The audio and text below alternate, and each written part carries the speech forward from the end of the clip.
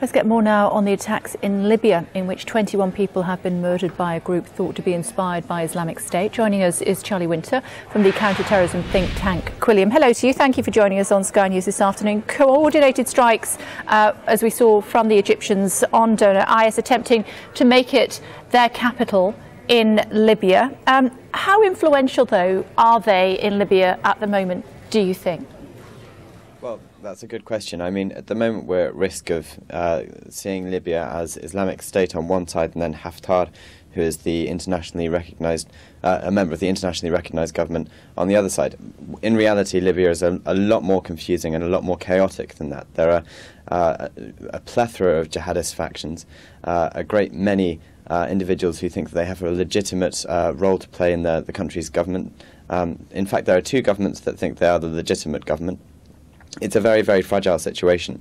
What Islamic State has done through the release of the video yesterday is assert itself above all others. So the media has picked up on it as the big player in Libya, when in fact it does have a strong role to play. But it is in a marginal city, Derna, which is a city of about 100,000 people in the east of the country. In terms of Libya's centres of economic wealth and population centres, it is on the margins. That said, Islamic State's presence there is very troubling, and there does need to be a reaction to it. Yeah, Libya, a pretty lawless state, though, at the moment, isn't it, since the overthrow of Gaddafi, 4 years ago now, March of 2011, I believe. So who would take them on the ground? We've seen these airstrikes, but who would actually take them on the ground? Well, I mean, Libya is a very, very tricky situation right now. The best thing that we can hope for, and I think it is very much a pipe dream, sad to say, is that the country unites together.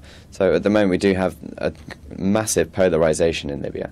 If the various forces got together and worked together in order to remove Islamic State as a force, that's the most effective way that it's going to happen. But the problem is, while instability reigns in Libya, airstrikes carried out by Egypt won't really change anything. They will end up militarily harming Islamic State a bit, but it's not going to dramatically change the picture of what we have right now.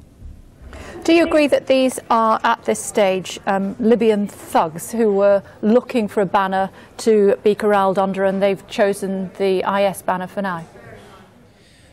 Well, it's a sad state of affairs, but this is Islamic State. I mean, we have seen high-profile members of Islamic State actually travelling from Iraq to Libya to liaise with jihadists there.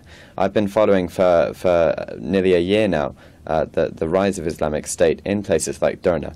Recently it took over a town called Naufalia, which is more in the centre of the country, and last week alone it actually made gains in Sirte, which is a significant city. So this is Islamic State. It's not Islamic State's affiliate. It is a franchise of Islamic State that has opened up and is calling Libya a province of the Caliphate. So to call them thugs is very accurate in one sense, but to diminish them to something that they're not is also perhaps a bit unwise. We need to understand what we're dealing with here. Yeah, if one looks along that coastline, Tripoli, Benghazi, Sirte, Derna, how concerning should it be for the West that those are some of the cities that IS looks to be targeting?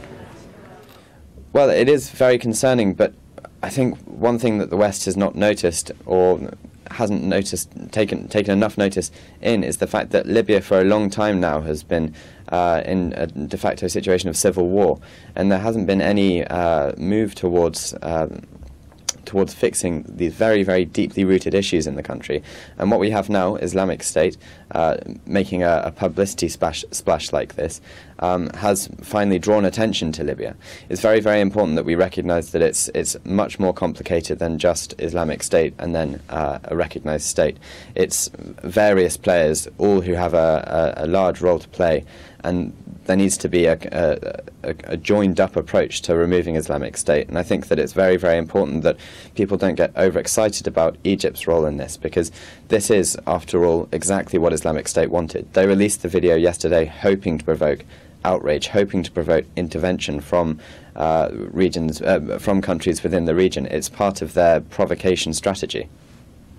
Good to talk to you, Charlie. Thank you very much indeed for joining us this afternoon. Thank you.